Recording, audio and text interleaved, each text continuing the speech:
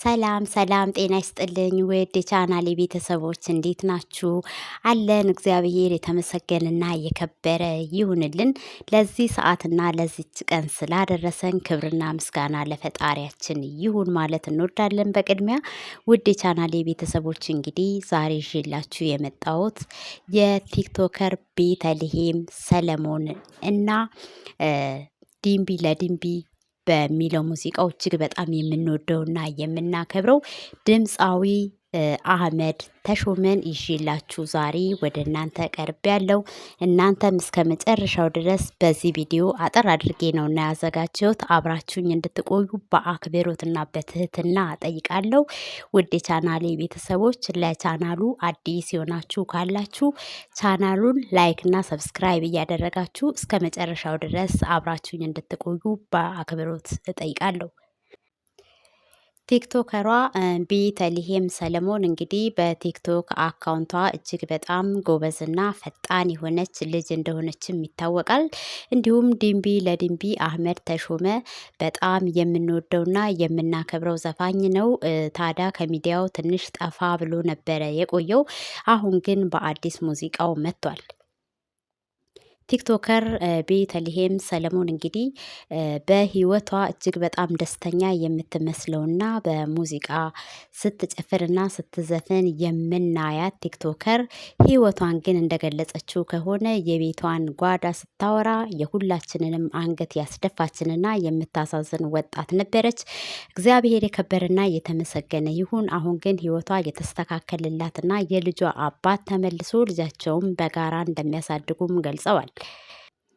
እና ቤተልሔም ሰለሞን በፍቅር ግንኙነት እያሉ ከሀብታሙ ጋር ማለት ነው የአዲስ አበባ ዩኒቨርሲቲ ተማሪ እያለች በፍቅር ላይ እያሉ ሳታስበው በተከሰተባት እርግዝና ከአራት ወር በኋላ ከሆነች በኋላ ነው እርጉዝ መሆኗን ያወቀችው።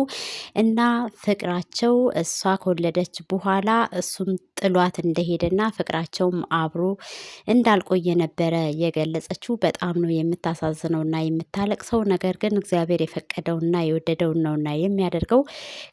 ከብዙ ልፋትና ድካም በኋላ ቢሆንም እንደምንም ተፍጨርጭራ ራሷን ከቀየረች በኋላ ቢሆንም በፋና ላምሮት ላይ ተወዳድሮ የ1 ሚሊዮን ብር አሸናፊ የሆነው ድምፃዊ ነው። እሱም ሀብታሙ ማለት ነው ፍቅረኛዋ። አሁን ላይ ግን በትናንትናው ዕለት ሲፉ እግዚአብሔር ስጠውና ወደ ቀድሞ ፍቅራቸው እንዲመለሱ አስታርቋቸዋል ማለት ነው።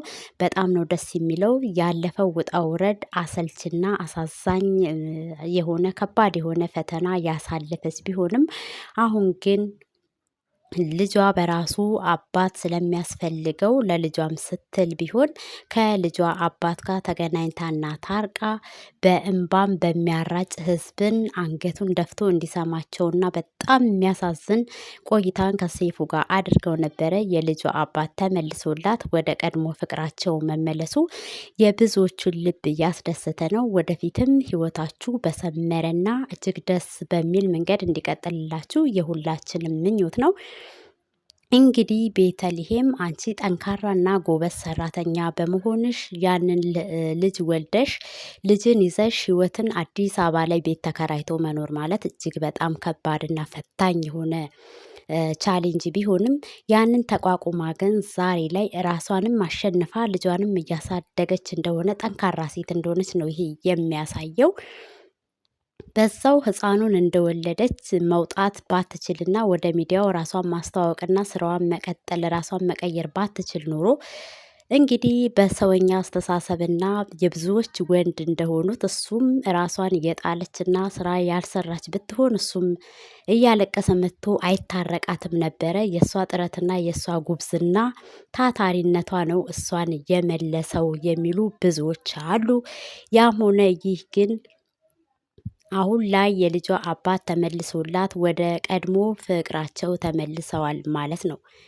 እንግዲህ ዲምቢ ለዲምቢ ወይም አህመድ ተሾመ ከሚዲያው ጠፍቶ የነበረበት ዋነኛውና ትልቁ ምክንያቱ ምንድን ነው ካላችሁ እጅግ በጣም የሚያሳዝንና ልብ የሚነካ ታሪክ ነው። የእሱም 3 እህቶቹን እንዳጣና አሁን የዛሬ 3 ወር ደግሞ ታላቅ እህቱን ማለትም እኩያ እህቱ በካንሰር ህመም ታማበት የራሱንም ብር ልቅምቅም አድርጎ ከጓደኞቹም አሰባስቦ በውጭ ሀገር እንድትታከም አድርጎ አሳክሞ ቢመጣም እጅግ በጣም በሚያሳዝንና ልብ በሚነካ ነገር ግን እህቱ ልትድንለት አለመቻሏ የሁላችንንም አንገት አስደፍቷል። አህመድ ተሾመ እጅግ በጣም የሚያከብራትና የሚወዳት ልክ እንደ እናቱ እህትም እናትም አድርጎ የሚያያት እህቱን በዚህ ካንሰር በሚባል አስከፊ በሆነ በሽታ ቢያጣትም እሱ ግን የተቻለውንና አቅሙ የፈቀደውን ሁሉ አድርጎላትና በውጭ ሀገርም አሳክሟት ነበር። እንግዲህ እግዚአብሔር የወደደውንና ፈቀደው ነውና የሚሆነው። እህቱ አልተረፈችለትም። ከዛሬ 3 ወር አካባቢ በጣም የሚያከብራትና የሚያደንቃት የሚወዳት እህቱን አጥቷል። እግዚአብሔር አምላክ መጽናናትን ይስጥህ ማለት እንወዳለን። እጅግ በጣም ነው የሚያሳዝነው። አንዳንድ ይሄ ሞት የሚባል ነገር የሁላችንን በር ነው የሚያንኳኳው። ተራችንን ነውና የምንጠብቀው። ሁሉም ሰው ያው ሁላችንም ወደዛው ስለሆንን በጣም ነው የሚያሳዝነው። ነፍሷን ይማር ማለት እንወዳለን። ለሱም መጽናናትን